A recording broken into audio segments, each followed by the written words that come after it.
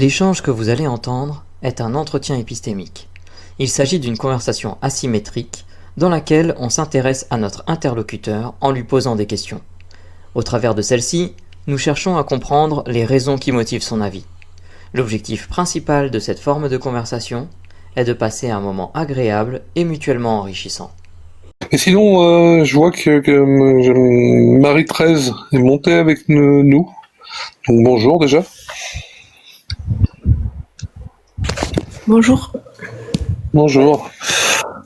Tu voulais dire... Non, j'ai proposé parce qu'il y avait plus personne et que voilà, normalement en fait c'est si j'ai bien compris, c'est pour avoir des points de vue différents. Je pense que ce que je voulais dire rapidement en fait, c'est que pour moi la position la plus raisonnable tant qu'on n'a pas d'expérience personnelle, c'est le fait d'être agnostique. Je pense que les scientifiques le sont. Après, pourquoi êtes-vous convaincu ? Moi, je suis pas convaincu. Pour autant, je le suis presque. Pourquoi ? Parce que j'ai eu des expériences et que c'est une fois qu'on a eu des expériences qui vont dans ce sens-là, en tout cas sur le fait qu'on ait une âme. Enfin, moi, entre le fait d'avoir une âme et la survivance de l'âme lors de la mort, enfin pour moi il y a vraiment qu'un pas quoi. Et donc quand on a eu une expérience dans ce sens, c'est très difficile de concevoir autre chose en fait. Et est-ce que nos expériences du coup nous permettent d'être gnostiques ? C'est-à-dire est-ce que nos expériences sont forcément justes et peuvent être prises Je sais pas. Mais en attendant, je pense que c'est ce qui convainc le plus un individu. Je suis un individu et pour moi, c'est ce qui a le plus de poids.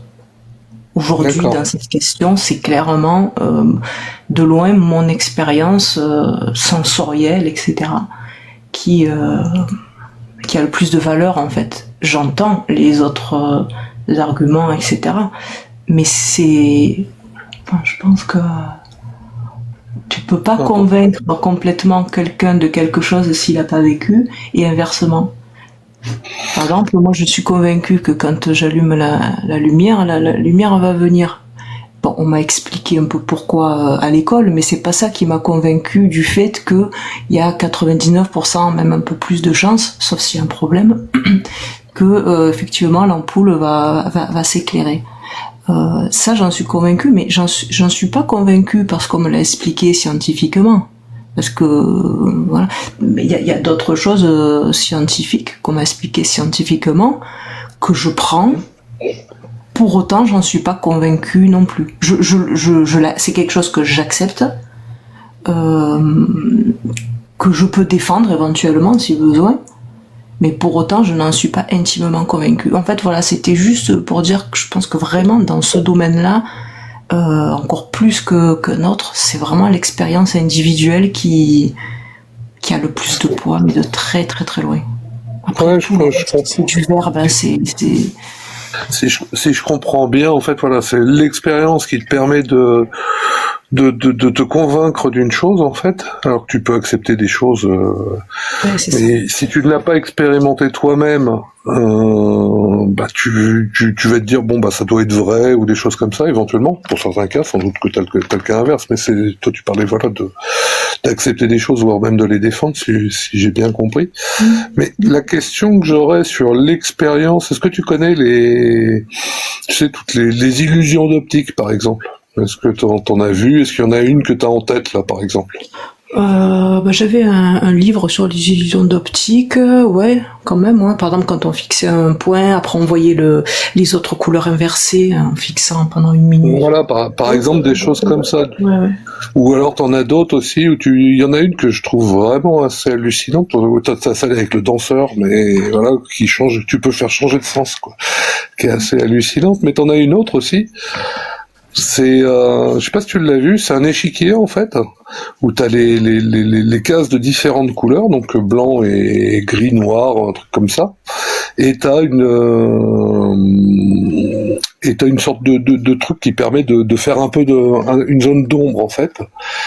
Et ce qui est d'assez hallucinant, c'est qu'en fait, sur tous nos trucs, on voit l'alternance de cases tout à fait normale, mais que si tu retires le chose et que tu prends par exemple une des cases blanches et que tu la mets sur une autre qui te paraît plutôt grise, et ben en fait, tu t'aperçois que c'est la même. C'est-à-dire que c'est une case blanche. Ouais. Est-ce que l'expérience dans ce cas-là fait que, tu vois, t'es convaincu que c'est une case noire, mais donc est-ce qu'elle est vraiment noire alors que t'as l'expérience qu'elle est blanche? Enfin, pardon, est-ce qu'elle est vraiment blanche alors qu'elle est noire? Tu sais, t'as aussi le segment qui est de même longueur, et selon ce que tu mets, tu sais si tu mets des coques. Oui, t'as ça aussi, voilà. Tu vois, selon tu le vois plus grand, alors qu'en fait pas du tout, ils ont exactement la même longueur. Bien sûr, c'est exactement. Mais après, c'est comment dire. Du coup, ma question, c'est sur l'expérience, du coup, tu vois, l'expérience subjective qui nous permet d'être convaincus. Mais est-ce que c'est, tu vois, je t'avais demandé, est-ce que c'est ce qui nous permet d'être gnostique, est-ce que c'est ce qui nous permet d'être, est-ce que notre expérience, finalement, est juste, en fait, et nous traduit la réalité? Je comprends. Mais je n'ai pas plus de raison de remettre en question cette expérience-là, qui a été renouvelée en plus, que là, le fait que je sois en train de vous parler. Tu vois, pourtant j'en ai l'expérience, j'en ai l'impression que je vous parle, que je communique avec vous, mais je n'ai pas plus de raison de croire plus à ça, ce qu'on est en train de faire. Peut-être, allez, à la limite, s'il y a, peut-être après je vous vois dans la rue, vous me dites, ah ben oui, on avait parlé et tout, peut-être, oui. Effectivement, s'il se passe ça, j'aurais peut-être plus de raisons de croire à notre discussion qu'à mon expérience que finalement personne n'a vu, personne n'a ressenti, personne n'a observé. Mais sinon, à ce compte-là, je remets absolument tout en question. Et j'ai tendance à le faire en plus, c'est ça le pire. Je suis pas quelqu'un de crédule, j'ai vraiment tendance à vraiment tout le temps remettre en question, même sur la réalité des choses. Mais je n'ai pas plus de... Voilà, ces expériences-là me prouvent que on peut délocaliser la conscience, quoi, et que du coup, entre le fait qu'on puisse délocaliser la conscience et le fait qu'on ait une âme et que du coup, notre corps, donc vous parliez de la vie, c'est notre corps qui est vivant, donc c'est notre corps qui meurt du coup, qui change d'étape radicalement. D'ailleurs, c'est assez rapide ce qui se passe au moment du décès. Mais pour la conscience. Mais par contre, je suis désolé que tu m'as parlé de délocalisation du corps. On était sur les expériences et notamment l'expérience, voilà, nos sens ou notre expérience peut nous tromper avec le truc des bâtons aussi, comme tu disais, voilà, de différentes longueurs. Et après, tu m'as parlé de délocalisation. J'ai pas compris en fait. Est-ce que tu peux me réexpliquer ça? Non, c'est-à-dire de c'est pareil, la conscience. Et en fait, là où j'ai décroché, peut-être pas compris tout à fait, c'est pour ça que je t'invite vraiment à me le réexpliquer, c'était aussi, tu disais, finalement, que tu n'avais pas plus de raison de croire qu'on est en train de discuter là, que de ces expériences. Est-ce que c'était ça, en fait? Ouais, c'est ça. Parce que quand tu les as vécues sensoriellement, etc., et qu'au moment où tu les vivais, tu te sentais pleinement conscient, finalement, il n'y a pas tant de différence, en fait. Tu vois? D'accord. Mais donc, dans ce cas-là, oui, il n'y a pas tellement de différence, mais alors pourquoi, à la limite, si on se croisait dans la rue, ce que tu me disais, et que je te rappelais la discussion, tu te dirais, finalement, si, elle a dû bien avoir lieu? Parce que dans ce cas-là, tu serais témoin. Mais là, et si je témoigne là, actuellement, ça ne fonctionne pas? Peut-être, comment dire, peut-être que tu es une illusion, tu comprends? Mais dans ce cas-là, pourquoi je ne ferais pas une illusion dans la rue? Ouais, c'est vrai. Et après, on arrive sur un truc, l'ultra-scepticisme. Non, mais bon, là, c'est un peu tiré par les cheveux, quoi. Non, c'est pour ça que je peinais à comprendre, hein, c'est pour ça que j'ai préféré te poser la question. Oui. Non, l'idée, c'était vraiment sur l'expérience. Tu pourras pas prouver à quelqu'un que ce qu'il a vécu, c'était pas vrai, quand il a vécu, entre guillemets, du coup, pour le coup, c'est pas vraiment ça, mais dans sa chair, qu'il a revécu, qu'il était pleinement conscient, tu vas pouvoir lui expliquer, que tu vois, c'est comme les gens qui ont vécu les EMI, t'auras beau leur dire non mais tu sais, il y a une libération de tant d'endorphines, il y a ça qui se passe dans le cerveau. Non, si la personne elle a vécu son EMI, qu'elle était pleinement consciente, qu'elle se sentait même encore plus consciente, c'est ce que les gens en rapportent la plupart du temps, qu'ils se sentaient encore plus conscients lors de l'expérience. Tu pourras pas pour moi vraiment c'est ce qui a le plus de valeur pour une personne, quoi. D'accord. Ouais, non, je comprends. Oui, voilà, notre expérience personnelle a beaucoup de valeur, et je te rejoins là-dessus. Mais la chose, en fait, dans les exemples que tu donnais, le MI ou n'importe, je pense effectivement que les personnes, de toute façon, sont convaincues de la chose. Hein. Il y a vraiment pas de... Enfin, voilà, moi je suis convaincu de plein de choses aussi. Les exemples que tu donnais, d'ailleurs, je peux les reprendre, hein, tu vois, même sur le fait de la conversation, n'importe. Mais par contre, en fait, est-ce qu'on peut faire la différence entre ce que l'on ressent, en fait, et l'interprétation de ce que l'on ressent? Je suis peut-être pas très clair dans ma question. Non, si, c'est clair. Là, je suis en train de chercher des exemples où effectivement il y aurait une différence. C'est-à-dire que les personnes ont effectivement la conscience, hein, voilà, elles ont ressenti des choses et elles les ont vraiment ressenties. Et là, voilà, c'est le ressenti, ça appartient à chacun. Mais après, voilà, est-ce que leur interprétation est forcément juste, en fait, quoi. Tu vois, un petit peu comme d'ailleurs les illusions d'optique, où on voit quelque chose et on le ressent comme ça, mais finalement on l'interprète comme les cases sont de différentes couleurs ou les bâtons sont de différentes longueurs, alors qu'en fait, dans la réalité, non, les cases sont de la même couleur et les bâtons sont de la même longueur. Ouais. Ben du coup, ça en revient à remettre tout en question, parce que pourquoi avec cet argument-là, oui, effectivement, on peut remettre en question les personnes qui vivent une EMI, on peut remettre en question les gens qui vont entrer avec beaucoup de guillemets des voyages astro, tout ça.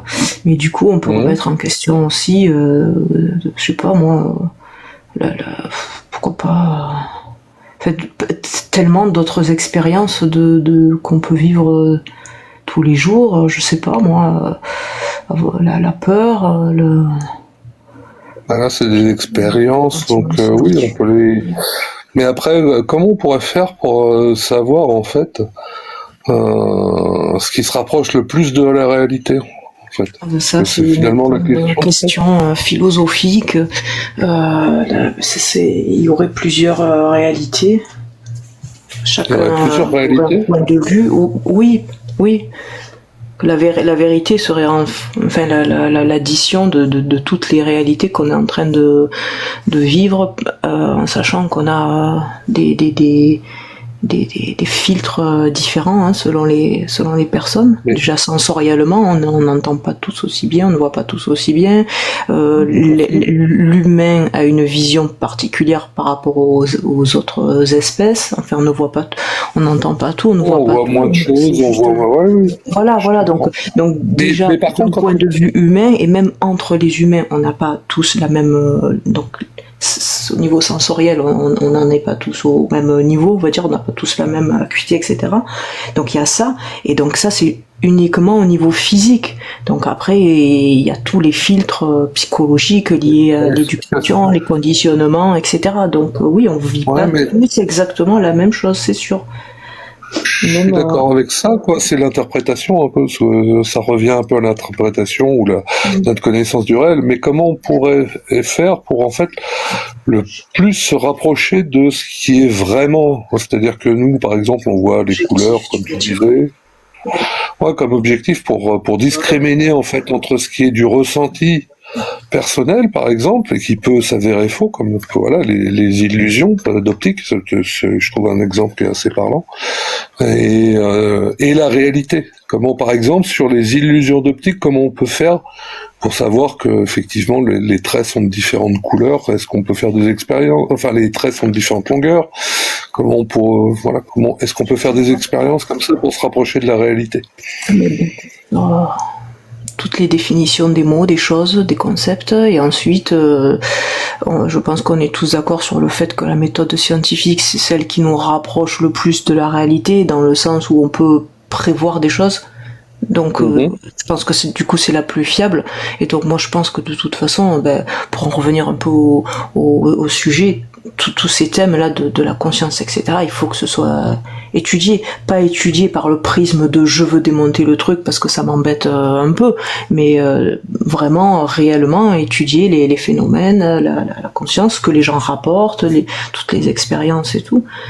De la façon la plus objective et neutre possible, bien sûr, parce que la science, c'est pas forcément les scientifiques, quoi. Mais ça dépend. Enfin, c'est plus facile de prouver ce qu'on a envie de prouver, et c'est plus facile de démonter ce qu'on a envie de démonter. Ça dépend aussi de l'intention qu'on met derrière, mais vraiment pour le coup, une science la plus objective possible, ouais, pourrait nous éclairer effectivement sur la réalité de nos expériences, des phénomènes, et pour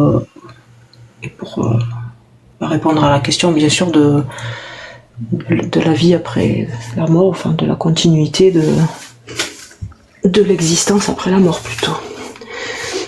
Est-ce que... Alors, il y avait quelque chose, je suis désolé, je reviens un petit peu, mais je voulais la poser tout à l'heure, mais voilà, j'avais d'autres questions. J'ai quelque chose que j'ai pas bien compris, il y a plusieurs réalités. Alors, est-ce que j'ai bien compris après, c'est-à-dire qu'on a plusieurs perception de la réalité, mais qu'il n'y a qu'une seule réalité, ou il y a plusieurs réalités réellement? Non, je pense qu'il n'y a qu'une seule... En plus, la réalité, même dans la définition même de la réalité, il y en a forcément qu'une seule. D'accord. Même si on admet, je ne sais pas moi, qu'il y ait des dimensions dans la physique quantique, enfin, les scientifiques planchent là-dessus, sur l'univers multidimensionnel et tout, quand bien même il y aurait un univers multidimensionnel ou je ne sais quoi, il y aurait, par définition même, il y a qu'une réalité. C'est la définition même du réel. D'accord. C'est ce qui existe en opposition à ce qui n'existe pas. Donc, Ok. Moi, je te remercie. Voilà, c'était parce que tout à l'heure tu l'avais dit, j'étais pas sûr. Après, je pensais l'avoir compris comme ça, mais je voulais m'en assurer. Je ne m'exprime pas super bien aussi, donc. Oh bah non, ça peut venir de moi aussi, je le sais. Ouais, non, ça peut être aussi parce que tu dis beaucoup de choses et peut-être que voilà, j'ai pu en louper. Et je préfère m'en assurer en te reposant la question ou en reformulant, tu vois. Normalement, en fait, on fait plutôt des entretiens. Et finalement, on est un petit peu sur le mode de l'entretien épistémique là, sur notre conversation. Mais ouais, non, il y avait. Voilà, je voulais m'assurer d'avoir bien compris ou j'avais pas mal compris. Voilà. C'est souvent ce qu'on observe d'ailleurs dans plein de conversations, c'est que les gens se comprennent pas et que des fois il faut mieux reposer la question ou reformuler, ça permet de s'en assurer. Tu as raison. Merci beaucoup à tout le monde de votre écoute, merci de votre patience. Je dois pourquoi patience? Non, c'était intéressant. C'est un peu long, je sais pas. Non, moi j'ai pas trouvé ça long, quoi. J'espère que que tu as trouvé ça intéressant aussi. Si, toujours. Merci beaucoup. Ok, merci d'être monté. Merci. Bonne soirée. Bonne soirée. Ciao. Ciao.